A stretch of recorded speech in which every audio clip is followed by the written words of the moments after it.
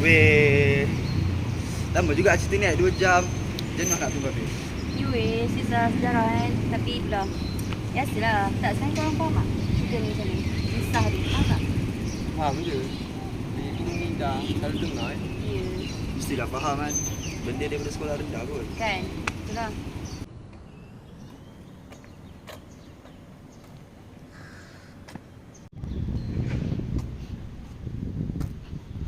Korang, Assalamualaikum. Waalaikumsalam. Dah. Emas ke? Mas tu korang ni tak perasan pun. Lah, dah lama ke kau kat sini, Mas? Dah lama lah. Alah, kau buat apa tu? Korang ni lah. Tengok cerita sejarah lah. Isu Selapang. Tak payahlah. Main pada sini. Senyum-senyum sikit. Mana jadi tak nampak? Aku nak post story ni. 1, 2, 3. Okey. Mas. Alang-alang tengah tu kan? Kau send, post. Jangan lupa tag kita orang tau. Mari sini join kita orang duduk sini. Okey. Boleh.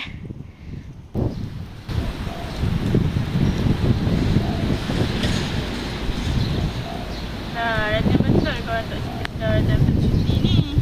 Macam dah, saja je tengok. Kita apa dah? Ini. Korang. Cakap pasal sejarah Malaysia ni kan?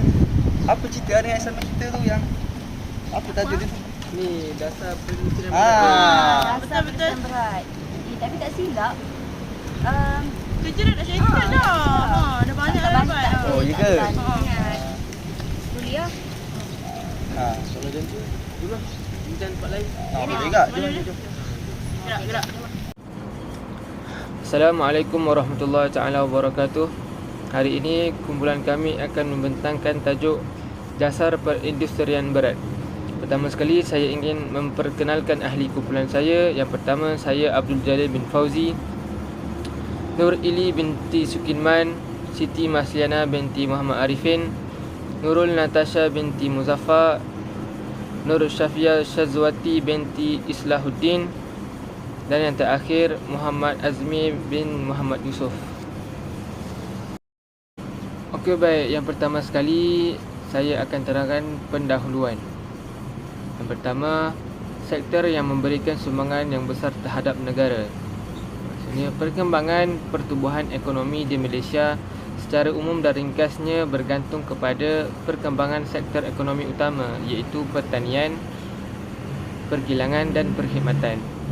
Namun begitu, sejarah menunjukkan pendorongan pertumbuhan ini digerakkan oleh perkembangan beberapa subsektor ekonomi, terutama subsektor pembinaan, keuangan dan infrastruktur. Tak dapat dinafikan lagi bahawa subsektor ini mampu mewujudkan persekitaran ekonomi yang stabil. Yang kedua, menumpukan kepada industri intensif buruh. Industri atau proses yang berintensifkan buruh sangat memerlukan banyak upaya fizikal bagi menyelesaikan tugas yang diperlukan. Peningkatan kemahiran dan produktiviti, operasi pasaran buruh yang cekap, dan pengurusan pekerja asing berkemahiran rendah yang lebih baik akan membolehkan peralihan kepada aktiviti bernilai tinggi dan berintensifkan pengetahuan. Selain itu, strategi pasaran buruh akan disokong oleh strategi spesifik berdasarkan sektor untuk mencapai hasil yang disasarkan bagi menambah baik kualiti pekerjaan, kemahiran dan upah. Sekian daripada saya serahkan kepada Nur Ili binti Sukinman untuk slide seterusnya. Assalamualaikum, saya Nur Ili binti Sukinman, nombor matrik DSI 2021260099. Dan saya Siti Masliana binti Muhammad Arifin, nombor matrik DSI 2021260058. Baik, kami akan membentangkan berkenaan objektif dan tujuan dalam dasar perindustrian berat. Poin yang pertama, mengurangkan pergantungan Malaysia pada negara-negara asing bagi bekalan alat jentera. Yang merujuk Menteri Perusahaan Perladangan dan Komuniti Datuk Zuraidah Kamaruddin berkata, antara usahanya dalam mengurangkan kebergantungan pekerja asing dengan mewujudkan pelaksanaan skim intensif mekanisasi sawit iaitu OPMIS untuk menggalakkan dan menerapkan penggunaan teknologi mesin atau jentera dalam negara bagi sektor perladangan melalui pemberian grant diskaun hingga 20% bagi setiap pembelian jentera. Sejurumusnya, hal ini mengakibatkan terjejasnya bekalan alat jentera yang lebih maju dalam negara jika kebergantungan yang berterusan. Poin yang kedua, mengukuhkan ekonomi negara dalam jangka panjang. Seperti contoh, merujuk kepada rancangan pembangunan yang telah kerajaan tubuhkan. Setelah beberapa tahun, penyelidikan kerajaan kebiasaan akan membuka kembali untuk menilai semula rancangan pembangunan bagi menyesuaikan dan ekonomi negara. Dengan cara ini dapat mengukuhkan ekonomi negara untuk jangka masa yang panjang bagi bertahan dalam masa yang lebih lama, seperti memudahkan sektor luar bandar, meningkatkan pembangunan pelajaran-pelajaran di kalangan kaum dan masyarakat. Ia juga mewujudkan ekonomi yang seimbang untuk setiap kawasan. Seterusnya ialah mengembangkan industri sokongan dan industri kecil. Sesetengah ekonomi pada negara maju pada waktu kini yang sudah berjaya disebabkan industri sokongan, kerana industri sokongan merupakan salah satu bahagian utama untuk ekonomi negara serta yang menyumbangkan lebih banyak peratus kepada kerajaan. Maka, dengan banyak lagi perkembangan yang dilakukan, makin banyak sumbangan yang dapat diberikan terhadap negara serta lebih besar potensi yang dapat diambil kerana ianya serba sedikit dapat memberikan sumbangan kepada dasar ekonomi negara. Seterusnya ialah membekal peluang kepada pihak swasta bagi memainkan peranan cergas dalam membangunkan ekonomi negara. Dalam situasi ini, sektor swasta atau pihak swasta perlu banyak memberikan peranan yang sangat penting dalam sentiasa berada dan memastikan keadaan ekonomi Malaysia untuk sentiasa dalam keadaan yang kukuh bagi jangka masa yang panjang. Seperti contoh, institusi perbankan komersial yang membantu dalam aktiviti menyokong ekonomi negara dengan pihak BNM yang telah mengambil peranan untuk merendahkan nisbah bagi keperluan rizab berkanun SRR.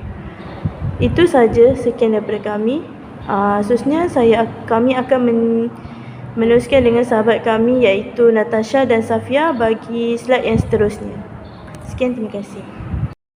Assalamualaikum warahmatullahi wabarakatuh. Kami akan meneruskan pembentangan yang seterusnya iaitu strategi dan pelaksanaan. Nama saya Nurul Natasha binti Muzaffar. Nama saya Nur Safia Syazwati. Poin yang pertama, menggalakkan pengeluaran barang dan perkhidmatan yang bertaraf antarabangsa.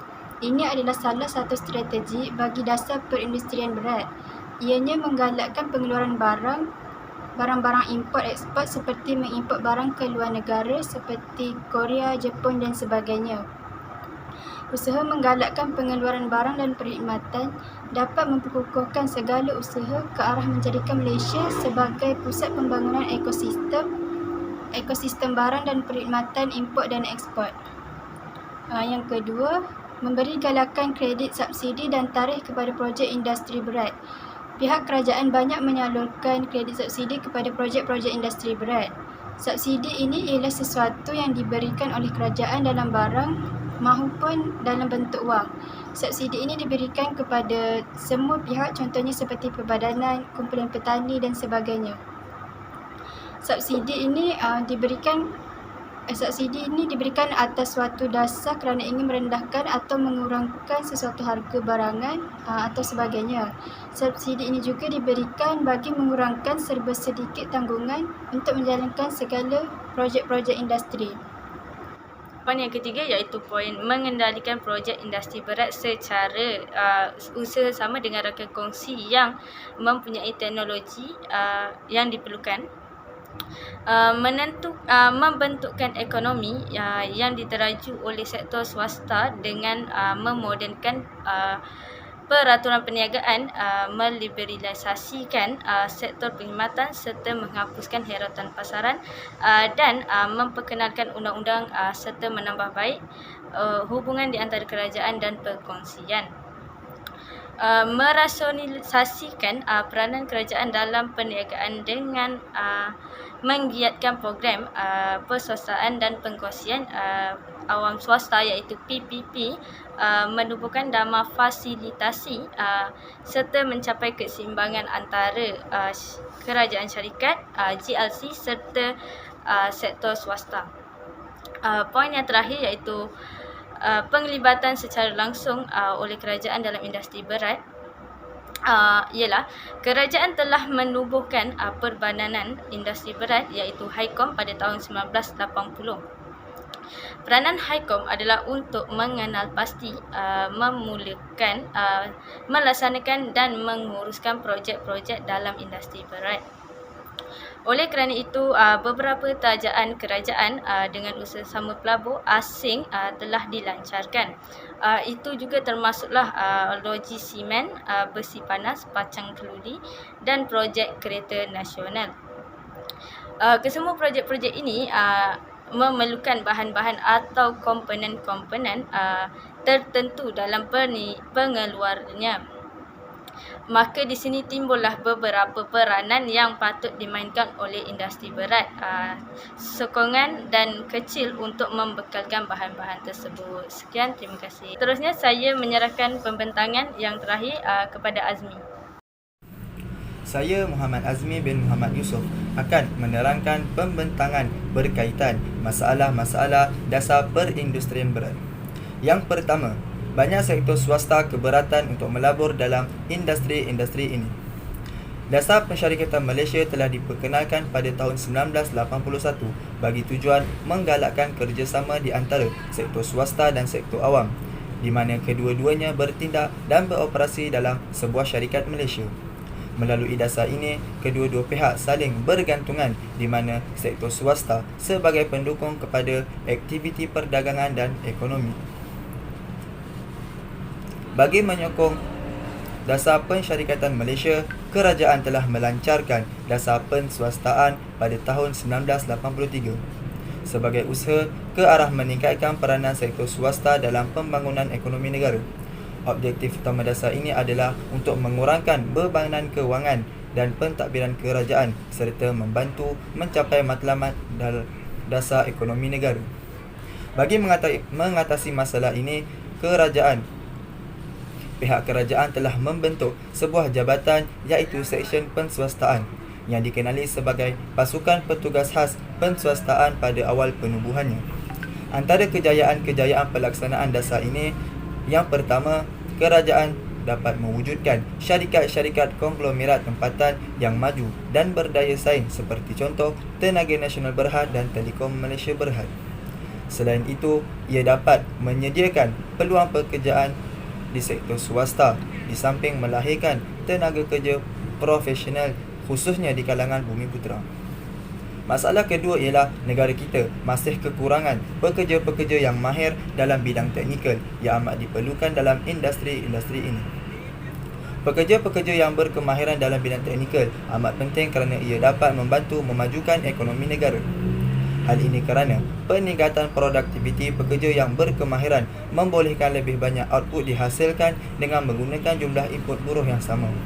Selain itu, penggunaan teknologi yang moden mampu meningkatkan ekonomi perindustrian negara kerana dengan adanya kemajuan pengangkutan dan komunikasi. Antara langkah-langkah bagi mengatasi masalah ini ialah yang pertama, kerajaan perlu menyediakan latihan kemahiran kepada bakal graduan sebelum mereka memasuki alam pekerjaan. Dan yang kedua, kerajaan haruslah menubuhkan lebih banyak institusi pengajian tinggi yang menawarkan kursus dalam bidang teknikal bagi melahirkan lebih banyak tenaga pakar dalam bidang tersebut. Itu sahaja dari saya. Sekian, terima kasih. Saya Muhammad Azmi bin Muhammad Yusof akan memberi pembentangan kesimpulan dari dasar perindustrian berat. Apa yang saya dapat simpulkan dari dasar ini, perindustrian di Malaysia mempunyai kesinambungan untuk terus maju pada masa hadapan. Selain itu, dasar-dasar yang diperkenalkan di peringkat persekutuan telah diambil alih oleh kerajaan negeri untuk dilaksanakan di negeri masing-masing. Tanpa kerjasama dari pelbagai pihak, mana mungkin sektor perindustrian dapat berkembang pesat dan seterusnya membantu memakmurkan ekonomi negara. Namun begitu, sektor penting yang lain seperti contoh pertanian perlulah dipertingkatkan kemajuannya untuk mencapai keseimbangan. Itu saja dari saya. Sekian, terima kasih.